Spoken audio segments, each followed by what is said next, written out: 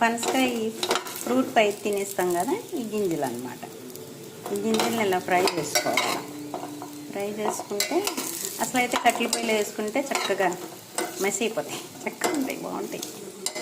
అట్లా వేసుకొని చూడండి, వేగినాయి కదా, వేగింది తక్కువ ఇచ్చింది.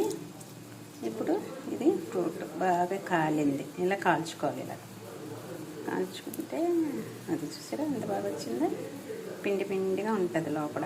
కూర వండుకోవచ్చు, ఇలా ఫ్రై చేసుకోవచ్చు, తినచ్చు, బాగుంటాయి.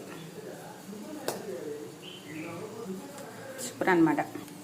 ఫ్రై చేసుకోవాలి. చూసారా ఎంత బాగా వచ్చిందో, ఫ్రై అయినాయి, కాలినాయి కదా, బాగా గట్టి కాలి. ఉడకబెట్టుకోవచ్చు కూడా, ఉడకబెట్టుకుంటే చిన్న దుంపల్లాగా ఉంటాయి. ఇలా ఫ్రై చేసుకుంటే చాలా బాగుంటుంది దుంపల కన్నా.